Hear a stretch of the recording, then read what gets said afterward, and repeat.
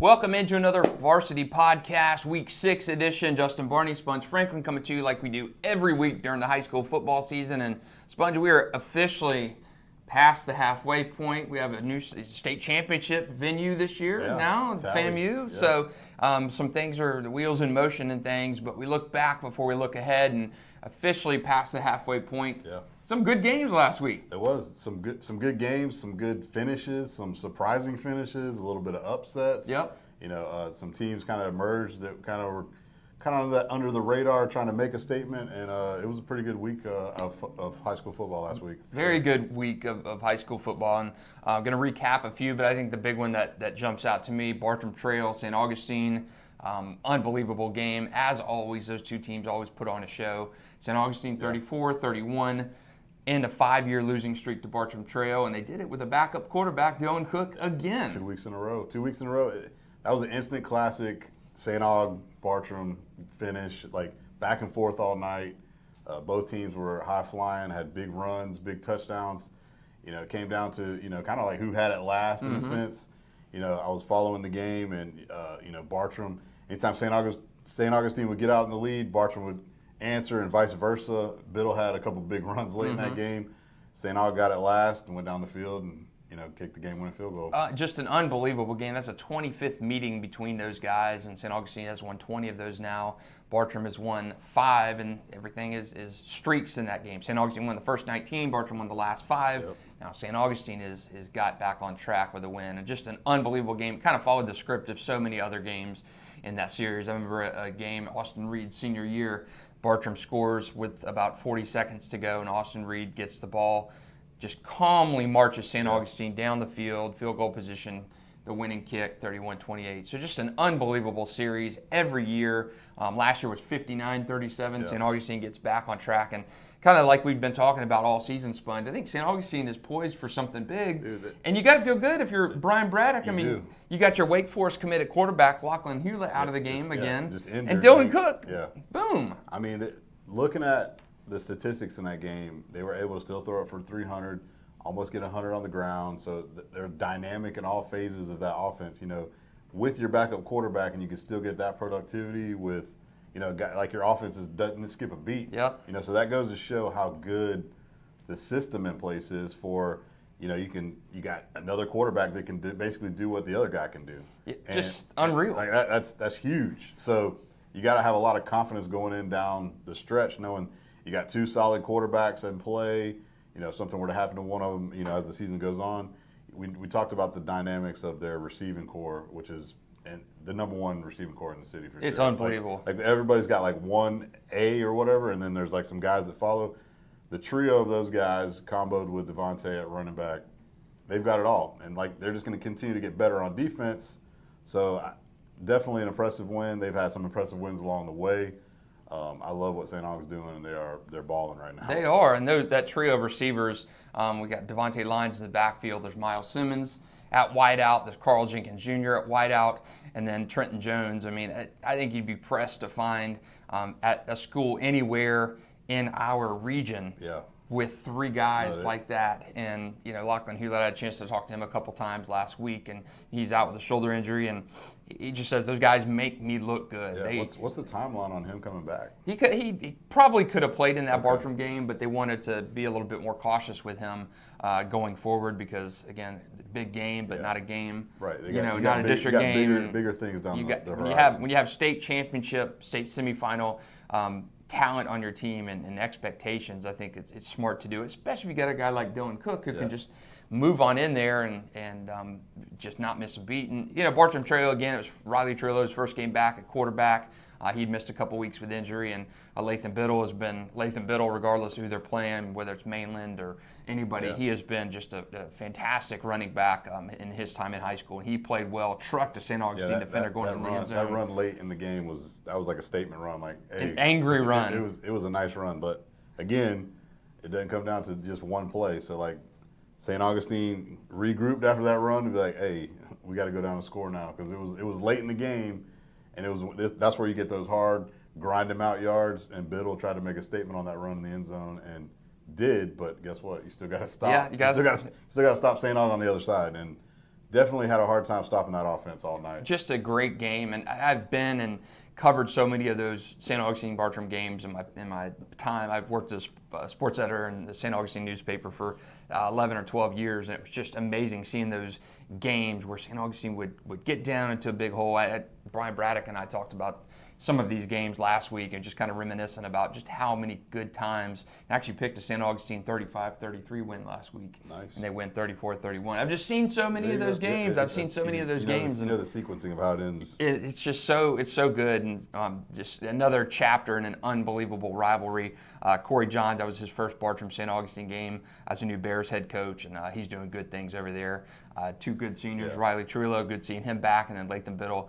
Very, very talented running back, one of the best in Northeast Florida. Yeah, so I still think Bartram, obviously, still the makeup of their team is good. Now that you get your quarterback back in the mix, they had, obviously, you lose to one of the top teams, we think, and obviously in our area and throughout the state in St. Aug. They had that tough loss a couple weeks ago, obviously with their backup quarterback and going to Mainland. So, and Mainland is nothing to sniff at. They're 5-0. They're looking real good in their district. And so I feel like Bartram, now getting everybody back in, I think they can maybe go on a run because they're obviously going to have a tough road because they're about to get into district play. We know how good that district is. So it'll be interesting to see how much they learn from these two losses and how much they can get rolling themselves on offense. And it was interesting. I talked to Brian Braddock before that Bartram game, and he said the thing about this Bartram team is just you saw them play Daytona Beach Mainland, and he said, Mainland probably should have waxed them. Right. And Bartram in the second half was ahead of Mainland. I mean, just the power, the belief in the team. That's why he said that's why heading into this Bartram game, I'm concerned because this Bartram team is stacked. They believe in themselves. Corey's got them believing, and you've seen that. They've had two tough losses in a row.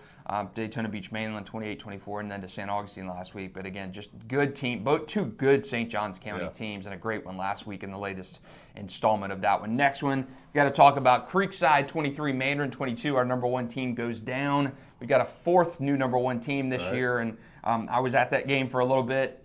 The story of this game to me was turnovers. I mean, they had two turnovers. Mandarin had two turnovers in the span of probably 5 minutes. And Creekside was able to capitalize on both of those. And Mandarin was up in that game 16-0 in the blink of an eye, had about an 18-play drive, the first drive of the game to get in the end zone. Tiant Weiss finished it off. And then just Creekside came back. We've known Creekside can score. Yeah. But defense has been so maligned for Creekside, been giving up obscene numbers of points all season long. Yeah. And they buckled down when they needed to, held Mandarin to just 6 points after halftime. I was completely shocked at that side of the ball's performance because we've seen Creekside get in shootouts throughout. That's how they play in games with shootouts. They score a lot of points. Offensively, they've been pretty good all season. We saw, week one, they played Palm Beach Central to like 55, whatever it was. They banged with Buchholz for a little bit, a couple weeks ago, but I think Buchholz is a really good team. And then Buchholz eventually wore them out. They had a little bit better defense, obviously. But to hold Mandarin to 6 points in the half is unheard of. Yeah. Especially with that, we know the dynamics of that offense they've got. But I think the ground game of Creekside too was a big surprise. They were able to kind of pound Mandarin, kind of shorten the game. Kind of make it a little bit slower. Limit the possessions, and I think that's kind of what helped them out in the second half of that game. So it's the combination of defense really stepped up, and then they were able to control the ground game in that game with their running game. And basically pulled the upset. It was unreal. Harrison Garrido, unbelievable running. Sean Ashenfelder, he moved so well. That's without their number one back too. Yep. So Nicky Williams has been out, and Harrison Garrido is just toting that rock. Yeah. And for them they finished the half on a 17-0 run in that game, and a couple of those were short field set up by one was a strip sack, and the other one was a tip drill pick that Danny Approbato picked off. But both those led to touchdowns. They got a late field goal at the end of the half as well. So a lot of points at the end of the second half. Pretty much everything set up by turnovers, and then Creekside scores the winner at the very end of the game. Just a great win for Coach Sean McIntyre. And the Knights have been snake bitten this year by playing some really good teams and losing to really good teams. Situation almost like bowls, where you play good competition and you're in games, with the exception of the Buchholz game, and you come up on the short end of the stick. So when you look at a team like Bowles, and people rag me all the time about how do you have a 3-loss team in your Super 10, and the same thing could be said with the Creekside. You have a 3-loss team, who just beat the number one team in the area. Right. And again, it's who you play, the competition, how much better you're getting by the week. You're not getting better by playing teams that you're running clock in or who are winless teams. So again, I think the competition certainly matters in who you're playing. So those are two just unbelievable games last week. Definitely. And going back to, like we just said, with Mandarin turning the ball over, kind of like when Trinity was turning the ball over. In a tight game, in a high school football game, you cannot turn the ball over. Yep. It limits everything because then the team can, kind of control. They just get more possessions, obviously. You give them another chance to score. And ultimately, that's what makes a game a lot tighter and a lot stickier than it maybe should be. And then next thing you know, something doesn't go your way, and you're coming up with an L. And you look at Trinity. It's crazy how, you think, all right, we'll be able to score with no problem, this, that, and the other. And, next thing you know, you're just like, you look up at that clock and the scoreboard, and you're like, oh. Yeah, at Trinity, perfect example, Trinity Bowls a couple weeks ago. Trinity had 5 turnovers in that game. Yeah, you can't do it. And you probably, if you play those. You lose by a score. Yeah, absolutely. You have 5 turnovers. Yeah, you lose. Mandarin loses by a point. And you have 3 turnovers in the game. So, I think a learning experience for Mandarin, a big win for Creekside. But turnovers so important, especially when you're turning it over on a short field. And that's what happened on 2 of those Mandarin turnovers. Creekside had about 30 yards to work with and was able to do that. So great win for Coach Sean McIntyre. I said it's their biggest win since Oakleaf. They beat Oakleaf last year 49-48, just in an epic back-and-forth game. So great win for Brian Braddock at St. Augustine and Sean McIntyre at Creekside. So good ones there. And hey, Riverside. Riverside has been another one that's kind of been getting things done, and they've become the first team in our area to wrap up a playoff spot, win a district championship, 32-20 over Ed White. And, I picked White in this game. They won 34-0 last year in that game. Yeah. And Riverside is getting it done. Last year, Riverside kind of caught fire at the tail end of the season and stuck into the playoffs as an 8 seed, ended up beating Jackson in the first round of the playoffs. Been a little more consistent this year, but the reason why I haven't been as bullish on Riverside is you haven't shown that against good teams or in dominating fashion too. Right. Some of those they won some of those games early this season with their defense. They showed that they can shut people down, but they weren't 14-7 wins and 10 2-score wins, not blowout fashion. It's not like got to have some style points to it a little bit, but I think more so I wasn't necessarily shocked by the score or them winning because I feel like they do have a good team going on. Their defense is always good. I feel like offensively they're kind of coming together a little bit. They obviously had to play Mandarin. That was a tough game. Ed White has shown that they were a young team but coming together a little bit. So I felt like Ed White might have had a little bit more footing on the season, how the season was going. But give credit to Riverside. Yeah, I think Riverside. They made a statement win for that one. And guess what? Now you have 2 huge statement games coming up in the next 2. So and that's, to me, that's the separator for Riverside. The best team you played is Mandarin. They beat you by 30.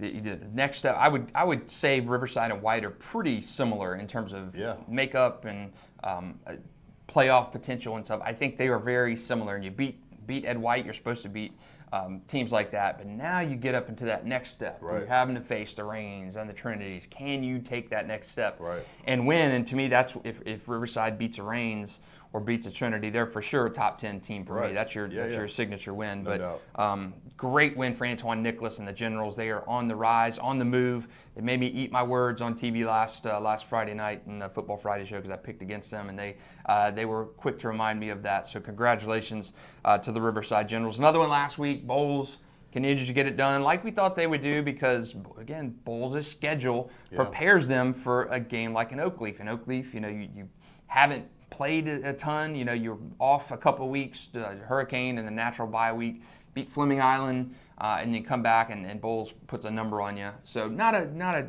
horrible loss for Oakleaf. I mean, Bowls is just a better team. Definitely, and you kind of buy into that Oakleaf hype a bit. They had so much time off. Fleming Island. We still kind of don't know how good or how great they are under the first year coach Chad Parker. So but I feel like Fleming's on the rise too. So they get that win. Oakleaf's feeling pretty good about themselves, all that stuff, and then in comes, one-win Bowls team who everybody's kind of like, how good is Bowls? They've lost too many games. Like you said, how are they a top 10 team? And they come in and they worked them. They did. They threw it all over the yard, ran it all over them. I mean, they kind of took control of that game and did kind of whatever they wanted. DJ had a great game passing. He went out for a little bit. Ethan Drum came in and still had the offense rolling. They were able to run the ball. They controlled the clock.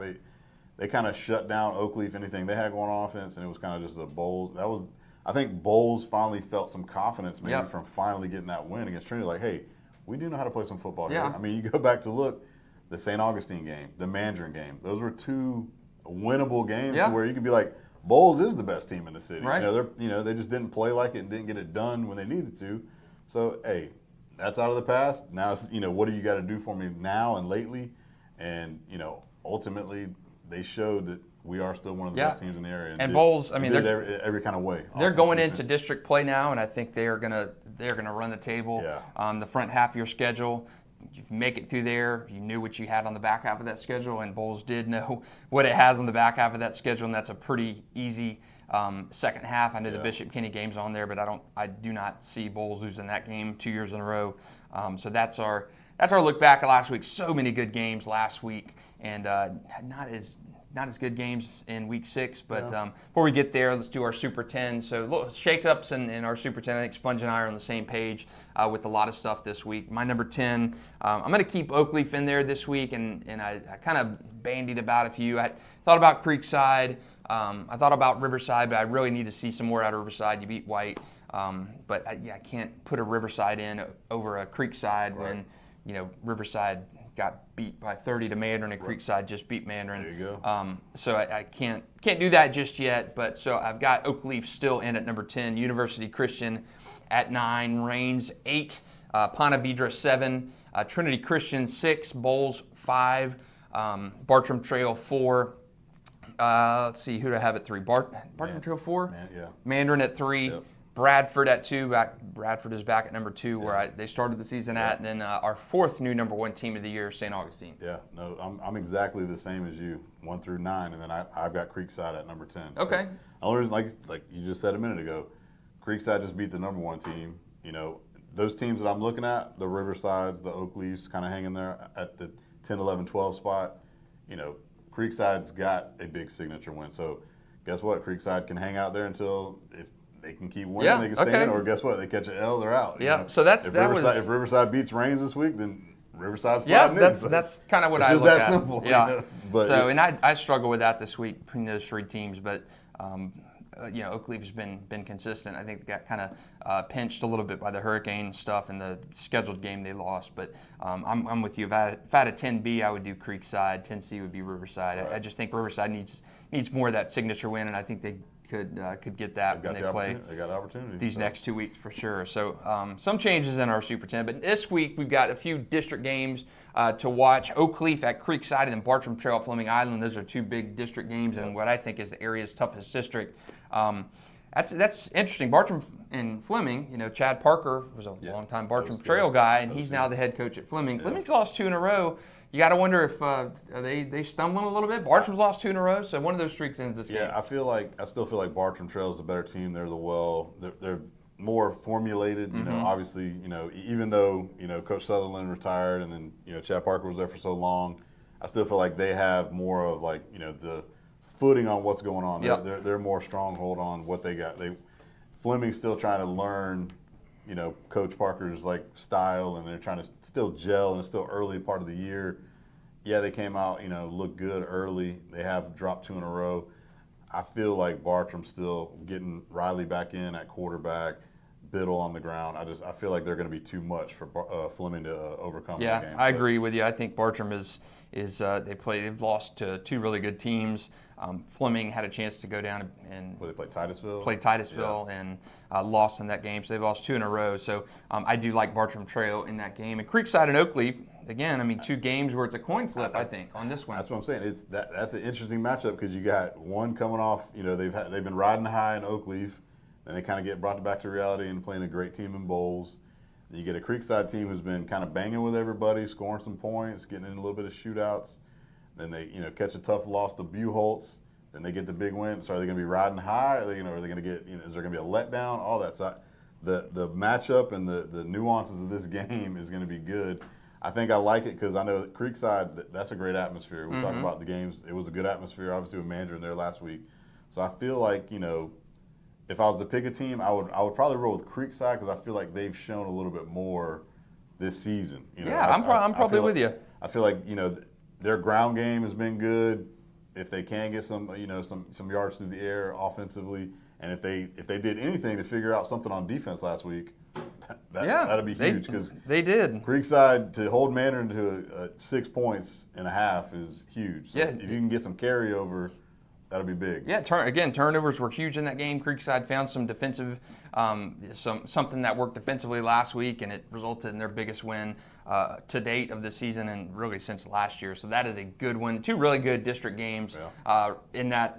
I call it the District of Doom because that district is got Fleming Island, Oakleaf, Bartram, Creekside, and Buchholz in there. Yeah. Just a monster district. Yeah, like I say, we don't really talk about Buchholz much because they're in Gainesville, but they're good. They're good. Like, they've been good, and obviously the past couple years, past couple seasons. But I mean, looking at them again this year, they got Miles Graham, Ernest Graham's son, transferred in from Atlanta down there, and he's toting the mail. Disruptive on defense. He's a beast. Yeah. Buchholz he's like I say, he's like we don't talk about them at all because we just don't. But anybody who's got to play Buchholz, you're in for a dog. I know. Yeah, Buchholz is legit, and we did the high school football media day survey, and we'll release that later in this week. But we asked kids who are the best team in the area, and Buchholz got quite a bit of votes, and that shows just that respect. And Buchholz is not even really in our area, exactly. and kids are saying Buchholz is that good. I mean, they beat an unbeaten Bartram Trail in the regional finals last year, so ended Darryl Sutherland's career with the loss in the regional final. So they are a very, very good team, and one that our local teams have to contend with. Another one this week, Rains at Riverside. Vikings going to the backyard. This is kind of a toss-up for me because Rains' offense, for whatever reason, has still been a little bit wonky. And Riverside's riding high right now. Yeah, no, I agree totally. We've talked about, Rains has kind of been under the radar, I guess, a team for us this year. I mean, Rains is Rains. We're always going to know they're good. But I'm with you. Their offense just hasn't clicked where you're like, this offense is explosive. Yep. You got to worry about this guy. You got to worry about this guy. They kind of just don't have, like, Miller at running back has been solid for them, and he's been a consistent, guy for them on the ground. But quarterback play, receivers, it's just not as dynamic as it has been in the past. Obviously, they hang their hat on defense. They just won a dogfight game against Trinity Catholic out of Ocala. Got the win, great win. But like we just said, Riverside's kind of riding high. Yeah. They're feeling good about themselves. They're kind of finding themselves on offense. They've got some playmakers on the offensive side. So totally going to be a great atmosphere. When those two teams get together, they don't like each other too much. It's a little west side, north side rivalry. So it should be a heck of a ball. I like the matchup because Riverside now to me seems a little more consistent. They almost feel like you were last year in the week 7 through 11 because Riverside. If you remember last year, they were struggled early on. I mean, lost the Ed White game 34-0, and then something happened. The switch flips for Coach Antwan Nicholas, and then the second half of the season you have to be perfect from then on out, and they are. Yeah. Get into the playoffs, win a playoff game as an 8 seed. And I think they've been able to maintain a little bit of that better this year. They got TG, Tayshawn Gelsey, Miles Kendrick. Those guys have been doing exceptionally well. I mean, Kendrick had a 98-yard pick six last week, scored on offense. Just an unbelievable two-way player. And then Tayshawn Gelsey is always that big guy, capable of some stuff on the opposite side of the ball. Glenn Foreman's been throwing the ball well. So I think Riverside is definitely ascending, trending upwards, and that is going to be a good game on Friday night. A couple others packaging together as more local versus non-local teams. Mandarin at Lake Mary, that's a tough one for the Mustangs. They got to go down to unbeaten Lake Mary. I'm telling you, Lake Mary looks pretty good right now. They're 4-0. I looked at who they've played, and they've dominated whoever they played. And I think Dr. Phillips was one of them. I don't know how good Dr. Phillips is this year, but they've had no problem in their first 4 games. Mm-hmm. So, Mandarin might be feeling a little shaky, a little uncertain about what's going on. This is where you need that week to be like, hey, let's get off the mat. We got a big game. We need to, reassert ourselves and let's go. So, definitely, it's one of those good games to have after a loss to be like to get that loss out of your system. Yep. And then you get good competition to kind of show like, okay, hey, we still are one of the top teams in the area. So it's a good gut check game for Mandarin. Yeah, big time. You could, you're riding high 4-0. Everybody's talking about you, how good you are, how much stars you have, and all this and that. You catch an L, then all of a sudden you lose 2 or something. Yep. Then it's, now you're kind of like back to the drawing board and like, what are we doing over here? So big time game for Mandarin, I think, to go on the road to play Lake Mary. Yeah, and this is a team you could see very early on in the playoffs too. Right. I mean, they're in the same region in Class 4M, so that's going to be a good one. Last one, we talk about Trinity Christian. They are at home against the Rock. Yeah, Rockledge. Yeah, like I say, Rockledge has been, they're 3-2 on the year. They've had a little bit of a tough start as well, but Rockledge is Rockledge. They're always a good team from that kind of Central Florida area. Mm-hmm. They're always a tough, like defensive minded, just hard team to play. Trinity got the win at Columbia, 0-4 Columbia team. I watched a little bit of the tape the other day, and just still that Trinity offense is just, they either are turning the ball over, can't protect Colin. Colin's, either missing guys aren't coming. It just hasn't flowed right. And I don't know, Darnell's been the mainstay, the rock here. I mean, when he gets the ball, he's getting yards. He turned it over twice. I was wrong. I thought he turned it over against Bowles, but he didn't. But had 2 turnovers against Lake City, and that, like I say, that we just talked about it in those other 2 games. When you turn the ball over, you give teams short fields. Luckily, Columbia kind of gifted them a couple turnovers as well. Right. So all in all, like Trinity's defense has been playing pretty well. They had a pick 6 called back. Jake Jones ended up getting a later pick 6 to kind of seal that game the other night. But they've got to just find their footing offensively. Like, again, you're trying to get that, dual threat of being able to run, being balanced, and being able to throw. And I know Gus is trying to, figure it out what he needs to do. But number one comes down to, protecting, right, and then creating those. We're seeing that with the Jaguars right now. You can't put it this way: if you cannot protect, I don't care who you have at quarterback. I don't care if you got 5-star LSU commit. I don't care if you have Trevor Lawrence. It's the same thing. You got to be able to protect the guy. You can't block. You got to be able to do it. And give it look at C.J. Stroud. He sat back there in the pocket with all day to throw, and he's going to find open guys. So. Well, if Colin Hurley was having to face that Jaguars defense, he could probably do well too. He might be able to because you got Chase on rushing off the edge, getting nowhere. So I agree. You got to protect the quarterback. I think that's been Trinity's biggest Achilles heel so far. You got the guy, you got the weapons. Just got to be able to protect that guy a little bit better. I mean, you got a running back who helped you win a state championship. You got 2 horses receiver-wise. I mean, you got the guys. You got to be able to protect, and we're seeing that case in point develop in Jacksonville too, where got to be able to protect the guy. I mean, Trevor Lawrence, you saw what Trevor Lawrence is, and you got to be able to protect your guys. So I think that goes with anybody. I mean, every coach you talk to will always talk to, if you talk to them in preseason camp or something, the offensive line is small. We don't have any guys in the offensive line. So it's especially in high school, you just don't. It's not like college where you can recruit and get all this guy, that guy. You're working with what you got, and a lot of times. Do you really have 5 guys strong across that board? Not more than likely. This is the thing for all the high schools that are trying to, they know that somewhere on their offensive line there's probably a weakness. Right. So how do you, save that weakness, or how do you hide it? How do you, maneuver around it? And the good part is this is another one of those good, gut check style games. It's a good opponent. It's a opponent that's going to be in the playoffs. It's an opponent that could make a run in the playoffs. So it's just another, game to get you ready for the playoffs, because I think the back half of the schedule is really light for Trinity. That's where they need to work out whatever they need to work out, and I think they'll be able to going into the playoffs. So it's a good. That first half of the slate was tough. They probably the tough game going on the road to American Heritage Plantation. That's always just you're playing against one of the top teams in the country. The Bowls game, you take away those 5 turnovers, the game's probably different. Other than that, I think you're all good. So you definitely don't want to lose a 3rd ball game.